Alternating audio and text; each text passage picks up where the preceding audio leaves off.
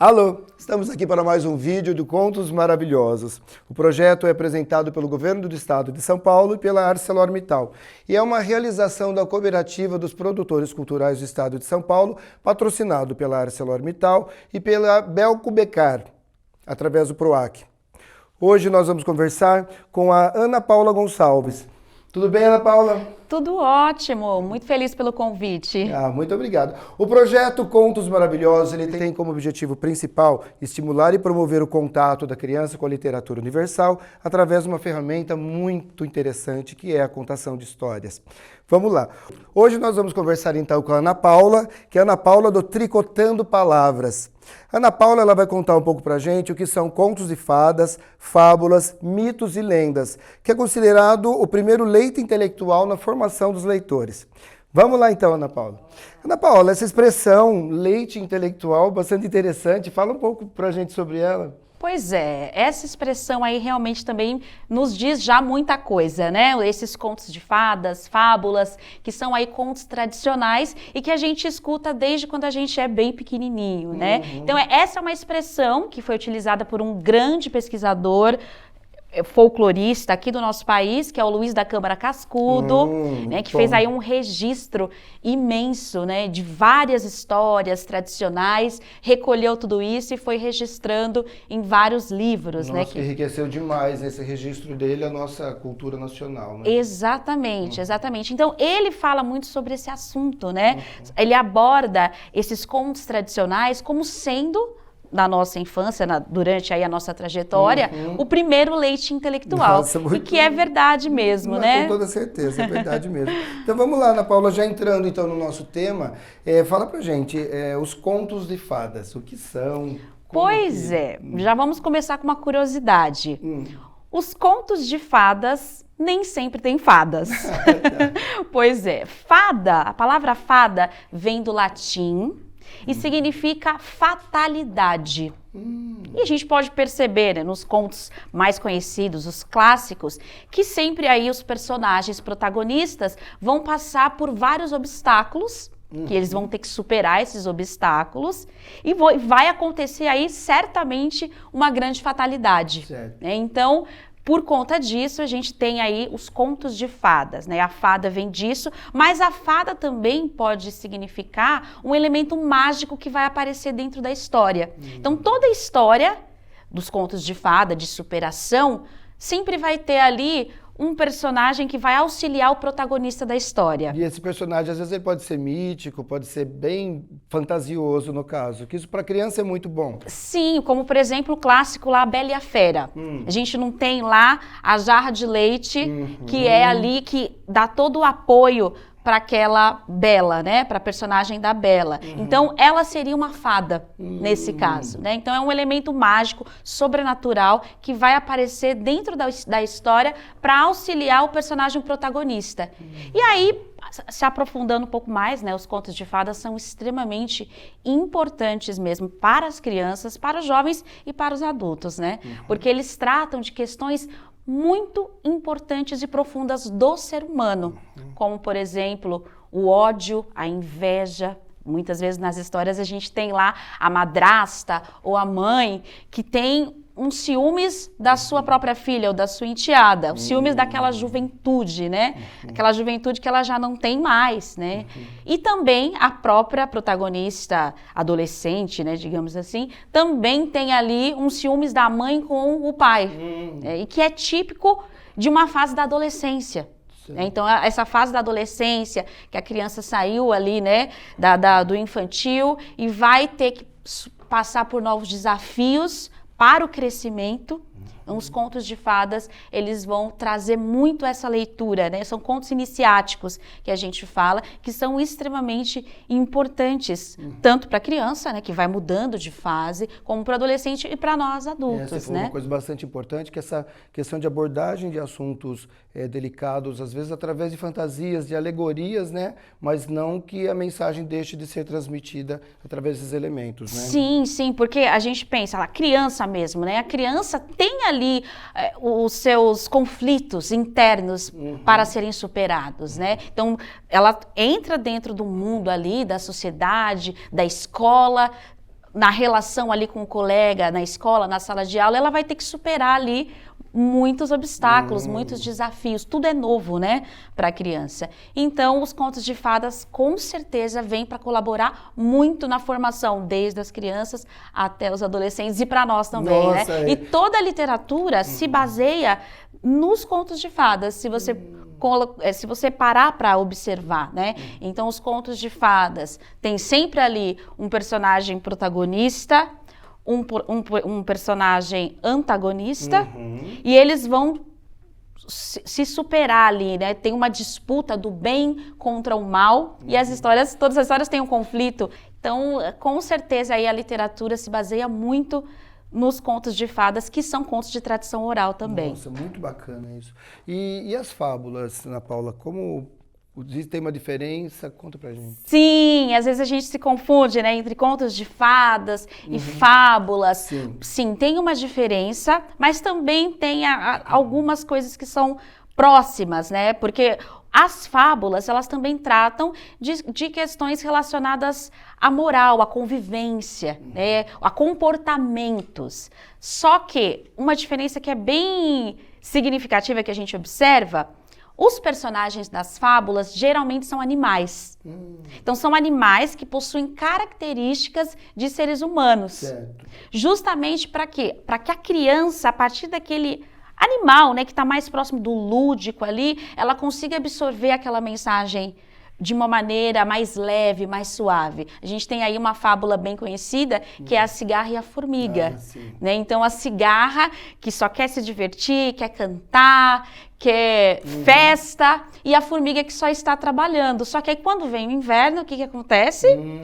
A cigarra não conseguiu se organizar para se preparar para o inverno, e ela sofre, ela não tem onde morar. Né? Então, fala sobre isso. Olha, vamos nos divertir, vamos ser alegres, felizes, mas vamos trabalhar, né? Então, traz essa questão aí, essa reflexão sobre comportamentos, né, humanos. Valores também, valores relacionados à sociedade. Então, enquanto o conto de fadas vai muito pro íntimo do ser humano, né? Questões de ódio, de amor, né, ciúmes. Já as fábulas também traz um pouco disso, porém, essa relação com a sociedade. Nossa, que não deixa de transmitir também valores muito importantes para a gente. Para o né? convívio social, Pro convívio né? social, exatamente. Né? Você falou da cigarra e da formiga, muito bacana, né? E que a gente nunca pode ser 100% uma coisa só. É bacana essa reflexão e trazer isso para a realidade do universo da criança, né? Muito, muito bacana mesmo. E os mitos, Ana Paula? Então, em relação aos mitos, né, os mitos, a gente pode observar muito bem. Tem alguns personagens muito marcantes, né, como deuses, personagens sobrenaturais. Por que acontece dessa forma? Os mitos são narrativas muito antigas, né, dos povos da antiguidade mesmo, do início do mundo. Porque as pessoas, a gente tem curiosidade de saber, né, de onde a gente veio, para onde a gente vai, de onde vem o sol, a lua, e os mitos nasceram para trazer essas explicações para as pessoas naquela época. Então, não existia ciência para explicar, né, os fenômenos sobrenaturais e tudo mais, não existia ciência para estudar esses fenômenos, né? Estudar a chuva, os próprios sentimentos, né? E foram criados esses mitos para trazer um pouco de significado para os seres humanos.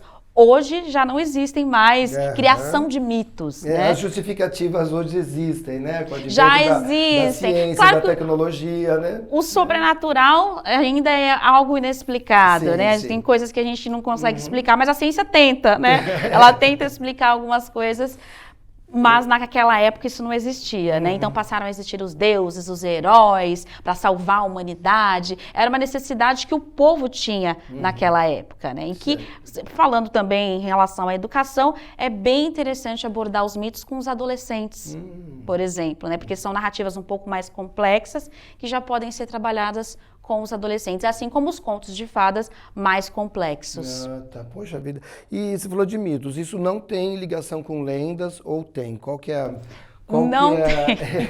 Fala um pouco pra gente sobre as lendas, então. É parecido, as pessoas confundem bastante, assim, né? Porque tem gente que fala, é um mito, tal pessoa é um mito, ou é uma lenda.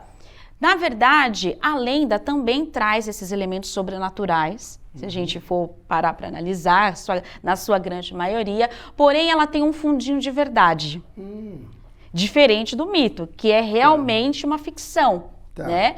Agora, a lenda, ela se desenvolve numa comunidade, num povo. Alguém viu, por exemplo, a lenda do Saci. Alguém viu o Saci, né? Em determinada comunidade. Alguém viu aquele ser. E foi contando para o outro, que foi contando para o outro, que foi contando para o outro, que foi contando para o outro.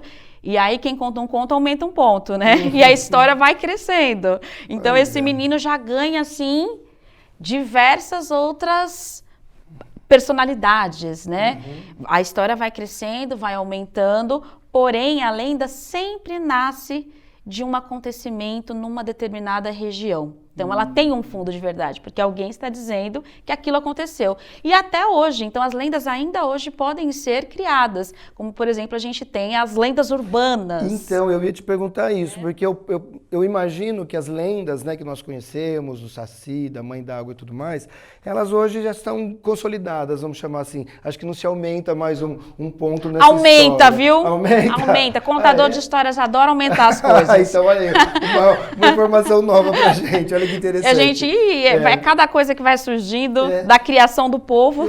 Então, e hoje, assim como vamos pensar que a nossa civilização já mudou, já evoluiu bastante, hoje tem outro conceito de lendas, né? Que se fala muito, nacional e internacionalmente, que são as lendas urbanas, né? Você tem alguma coisa para falar para a gente sobre isso? Surge numa determinada região, num determinado povo, né? Como, por exemplo, a lenda da loira do banheiro, né? Que é muito conhecida, a mais famosa das escolas. Então, alguém viu essa loira. Esse é um fato, né? Uma característica interessante também das lendas, que elas trazem um anonimato. Ninguém sabe quem inventou. É tipo uma fake news. Olha só. Só que é uma fake news que tem um fundinho de verdade, né? E aí vai se espalhando. Vai se espalhando, a notícia vai se espalhando, vão inventando novas características, eu fico pensando, né? Tá todo mundo envolvido no imaginário também, né? De repente, numa impressão errada, a pessoa assustou, acha que viu alguma coisa, já se forma toda uma alegoria em cima disso. Né? O ser humano tem essa necessidade, né? Da criação, de inventar, o ser humano está dentro desse universo, né, das expressões, das diversas possibilidades. Então, vai se aumentando, vai se criando. Tem a lenda do chupacabra, lembra dessa lenda? Ela é quase recente, essa lenda, né? Então, diferente dos mitos, as lendas ainda podem ser inventadas, né? Os mitos já não pelo menos aqui no nosso ocidente, né? Tá. E fala uma coisa, Ana Paula, dentro da tua experiência toda, qual é a contribuição desses contos e tudo mais na formação de um leitor? Nossa, é como eu falei, né? A partir desses contos tradicionais é que foi se criado todos os diversos tipos de literatura, né, se a gente parar para pensar. Então, a partir de contos que vieram da nossa tradição, contos que surgiram do boca a boca, que é uma necessidade do povo, né, de se espelhar através daqueles contos, é uma necessidade nossa de resolver os nossos conflitos a partir de uma história, né? Então, certamente, tudo que a gente tem hoje se baseia nisso, né? Se baseia nesses contos que trazem mensagens que atravessam aí as gerações e que a gente escuta desde pequeno, né? Sejam essas histórias clássicas ou histórias inventadas, né? Que os nossos pais contavam ou que alguém contava pra gente, porque todo mundo tem por perto, na infância, um contador de histórias, né? Seja um pai, seja uma avó, seja um amigo, seja uma outra criança, todo mundo tem. E a partir dessas histórias que são da tradição oral, que são tão potentes, né? Porque até hoje estão aí e nunca vão sair de moda, né? Os contos tradicionais. Como o Câmara Cascudo fala, o primeiro leite intelectual, porque são as primeiras narrativas que nos chegam quando a gente é criança. Então, certamente, para depois nós, né, nos adentrarmos em literaturas mais profundas, com certeza o nosso primeiro leite intelectual e o que vai aí nos motivar a conhecer novas literaturas, sem dúvida, são os contos tradicionais. Nossa, com certeza. Eu gosto muito dessa expressão, né? Leite intelectual.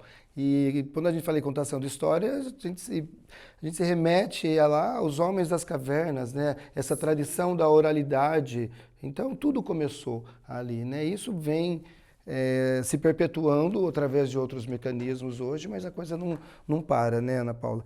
Então, dentre esses gêneros literários que você citou, que você brilhantemente explicou para a gente a diferença de cada um, você indicaria assim, algum que fosse mais interessante para os pais, educadores, arte-educadores que queiram iniciar um processo de leitura com seus filhos, ou mesmo da própria contação de história? É possível separar isso por faixa etária da criança? Você dá algum conselho, uma dica, uma orientação? Então, como você falou, né? A gente vai percebendo ali de acordo com a faixa etária das crianças, o que dá para ser trabalhado. Embora, às vezes a gente acha um conto de fadas é muito profundo para determinada faixa etária, mas você pode fazer adaptações, né? E deixar a história mais suave, mais adequada para aquela faixa etária, né? Então a gente tem aí o que eu indicaria, né? Os contos de fadas mais complexos para os adolescentes, porém a gente pode começar a trabalhar também com as crianças, realizando algumas adaptações, né? Os grandes clássicos, Branca de Neve, A Bela e a Fera, são muito narrados para as crianças, né? E falam aí, se a gente for aprofundar, de ciúmes, de inveja, de tristeza, de ódio, tem maldade. A gente pensa, mas é um tema muito pesado, mas dentro da experiência da criança, ela tem ali as suas vivências que ela precisa entender esses sentimentos. Né? Então, é importante também. É claro que você pode suavizar um pouco a história, fazer uma adaptação, mas com algo muito importante, não quebrando a mensagem principal da história. Sim, porque eu ia até comentar, desculpa até te cortar, a questão da crueldade, porque alguns contos, eles trazem uma crueldade bastante forte, né? Sim. Tipo João e Maria, que eles matam uma bruxa, né? É cruel isso. Então, eu acho que até esse conceito, a forma como se transmite isso para a criança também deve ser suavizada, é isso? Suavizada, mas não quebrar a mensagem, porque às vezes a gente tem que aprofundar, né? Então, esse matar a bruxa, por exemplo, pode ser algo simbólico, pode ser você enfrentar e superar um medo que você tenha, e não necessariamente você vai matar alguém, sabe? Mas matar o seu próprio medo, né? Matar essa dificuldade de se relacionar, talvez, né? Então, a gente tem sempre que aprofundar em outras camadas, né? Então, qual é o medo? Qual é o seu medo? O que você precisa enfrentar? E das fábulas, que aí trazem, né, essas lições de comportamento, que sempre tem uma moral no final, sempre tem uma moral, um ensinamento que é dito pela história, né?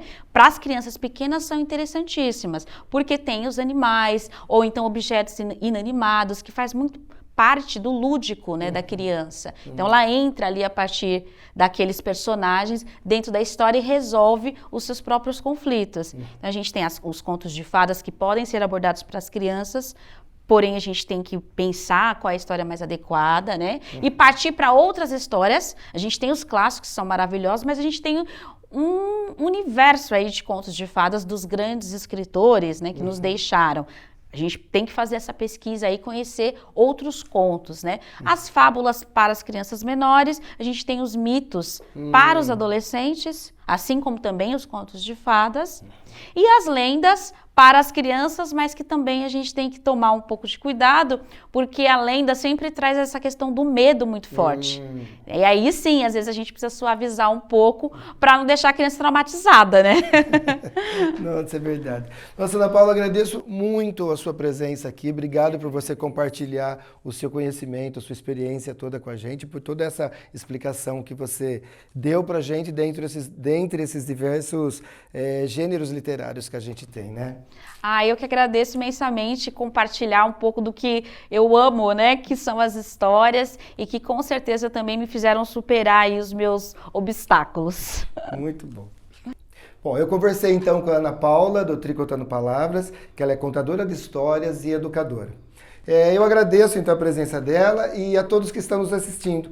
Espero que vocês tenham gostado de mais esse conteúdo e não deixem de se inscrever no nosso canal e ativar o sininho, assim você vai ficar sabendo dos nossos próximos vídeos.